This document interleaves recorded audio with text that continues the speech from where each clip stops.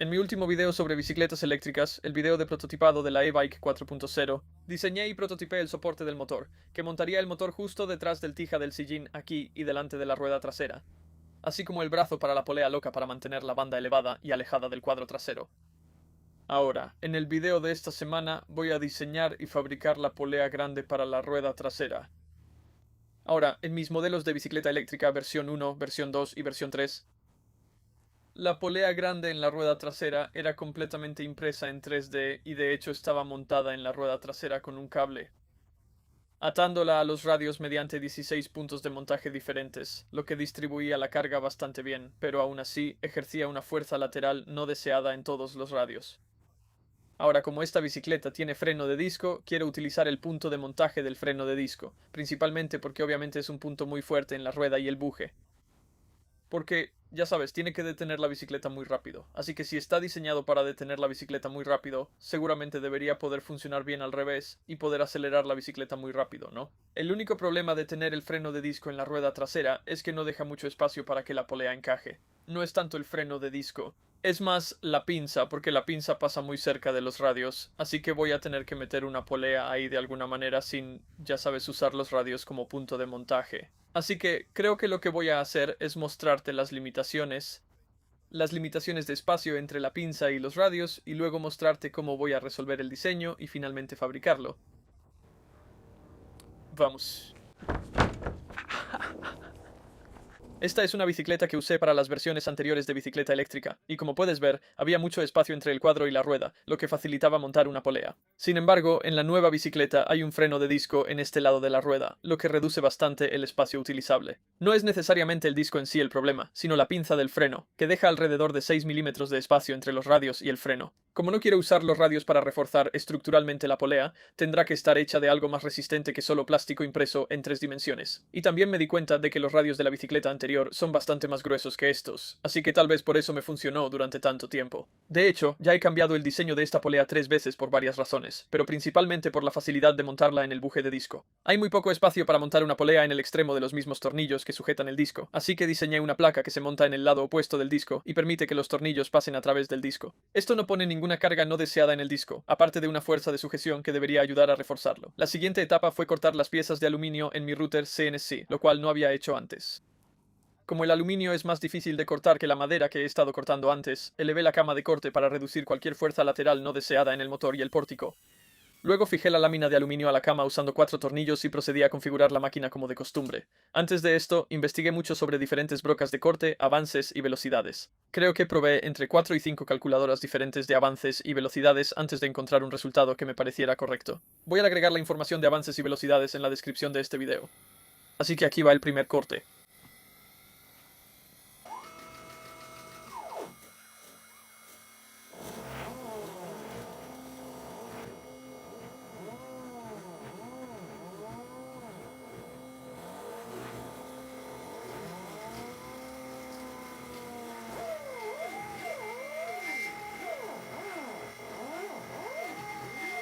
Y está funcionando. Para aquellos que no saben qué son los avances y velocidades, cuando cortas material como aluminio, quieres poder sacar virutas limpias del metal, no un polvo fino pero tampoco pedazos enormes. Generar un polvo fino de metal puede causar sobrecalentamiento de la fresa y del material, y cortar pedazos grandes puede someter la fresa a un esfuerzo no deseado. Ambos casos pueden acortar la vida útil de la fresa. Es un poco más complicado que esto y hay mucha información en línea si quieres aprender más. Voy a omitir algunas partes de este proyecto porque cometí algunos errores con la primera polea.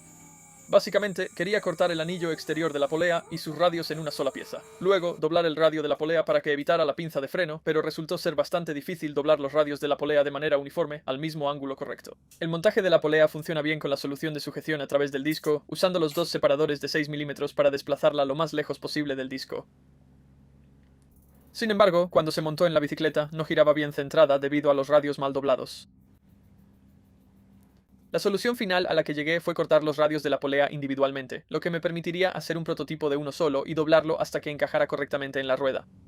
Luego, una vez que supe que el espacio libre del pinza de freno era correcto, pude repetir este proceso 5 veces más y tener una polea relativamente recta. Ahora, he recibido una pregunta varias veces en mis videos anteriores sobre bicicletas eléctricas: ¿cómo se diseña la polea grande? Bueno, cuando la diseñé inicialmente fue mucho de prueba y error, imprimiendo poleas, viendo si los dientes encajaban correctamente y volviéndolo a intentar. Así que, para ahorrarte la molestia de este proceso de prueba y error, aquí te explico cómo diseñé la polea para una correa HTD5. Obviamente, si usas un tipo diferente de correa, estas dimensiones no funcionarán, pero te harás una idea general de cómo la diseñé. En el software de CAD Fusion 360, dibuja dos círculos de construcción con un diámetro aproximado al tamaño que tendrá tu polea.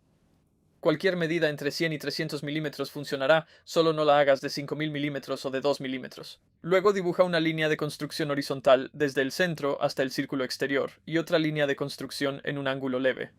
Restringe el diámetro entre los dos círculos a 2.25 milímetros. Luego dibuja una línea hacia arriba desde el final de la línea horizontal. Esta línea debe ser vertical, así que suelo dibujarla en un ángulo leve y la restrinjo para que sea vertical. Luego dibuja dos arcos, el primero siendo tangente con la línea vertical y el segundo siendo tangente con el primer arco. El extremo del segundo arco debe estar restringido a la línea ligeramente inclinada y al círculo interior. Acota el radio de los arcos como se muestra y luego acota la distancia entre los extremos de ambas líneas de construcción a 2.5 milímetros. Esto ahora es la mitad de un diente y necesita ser reflejado en la línea horizontal. Ahora necesitas determinar el diámetro de tu polea dependiendo del número de dientes requeridos. Esto se hace acotando el ángulo entre las dos líneas de construcción. Para definir este ángulo, divide 180 entre el número de dientes que quieres en tu polea, que en este caso son 180 dientes. Así que 180 dividido entre 180 es 1.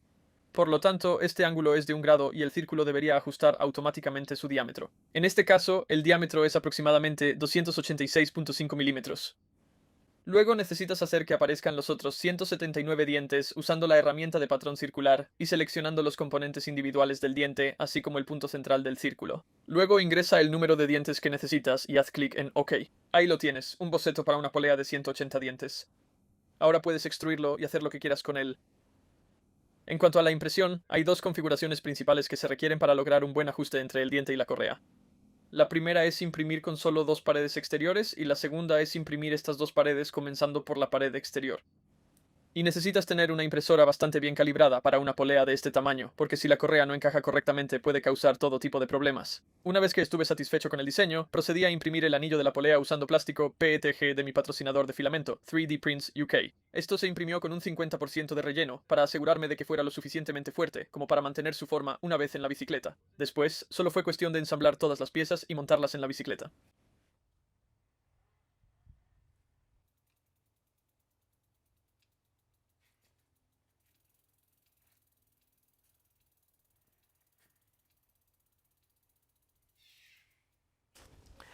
Así que la polea trasera grande ya está completa. Fue mucho más difícil de lo que pensé al principio tratar de colocarla entre la pinza y los radios, pero al final quedó muy bien. Tiene un poco de flexión en la dirección lateral, ya sabes, hacia la cámara y alejándose de ella, pero tendría que flexionarse bastante, probablemente en la punta de la polea, unos buenos 15 o 20 milímetros antes de que toque la pinza en la base del radio. En cuanto a la dirección del torque, prácticamente no tiene flexión en absoluto y no hay manera de que el torque del motor produzca suficiente fuerza para flexionarlo en esa dirección. Así que estoy realmente satisfecho con cómo resultó eso. Hay algunas otras cosas que quiero abordar, que probablemente se estén preguntando si aún no han escrito un comentario, y es que cambié las llantas de esta bicicleta. Las llantas originales en el último video de la bicicleta eléctrica eran llantas todoterreno con tacos, y eran las que venían con la bicicleta. De hecho, eran llantas muy delgadas y usaban cámaras de aire muy delgadas. Como estas son ruedas de 29 pulgadas son realmente grandes, así que quieres mantenerlas lo más ligeras posible para poder pedalear rápido y acelerar rápidamente. Sin embargo, simplemente al rodar esta bicicleta por mi jardín hacia mi cobertizo, se me pinchó una llanta, así que eso fue un poco molesto. Desde el momento en que compré esta bicicleta, quise ponerle llantas para carretera, simplemente porque prefiero la manera en que estas se manejan en las curvas. Puedes inclinarlas un poco mejor en comparación con las llantas con tacos. Y también tienen menos resistencia al rodar, así que espero que sean más eficientes y tengan mayor alcance.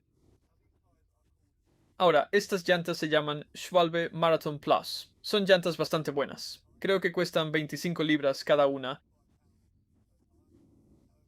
Sin embargo, logré conseguir un trato por ambas llantas por 35 libras porque son llantas de un tamaño muy raro.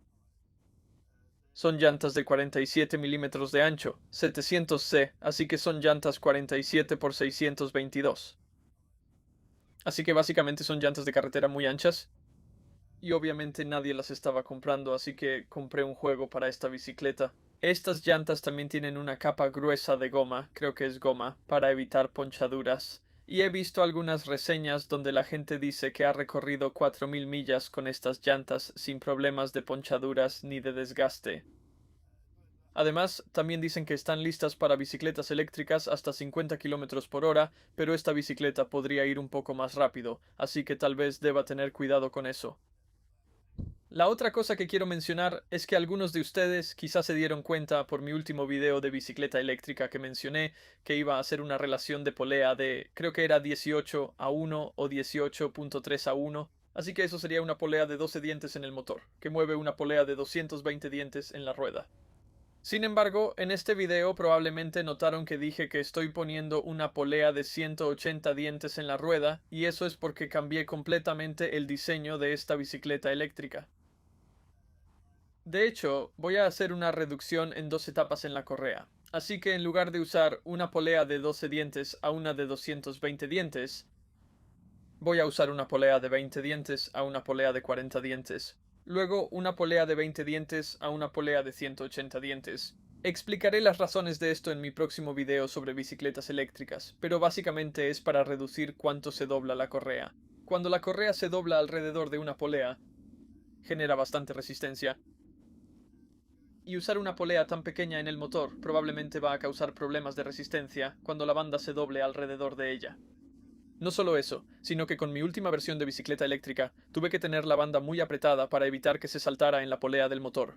Así que tener una polea de motor grande permitirá que engranen la mayor cantidad de dientes posible, lo que significa que puedo funcionar. Una menor tensión en la banda, lo que espero que aumente disminuye la resistencia causada por la banda y también aumenta la vida útil de la banda, porque tener una banda demasiado tensa hace que se desgaste más rápido. Así que mejor dejo de hablar de todo esto porque probablemente lo cubriré mejor en mi video de la próxima semana. Estoy muy contento con cómo quedó esta polea. Realmente es muy resistente.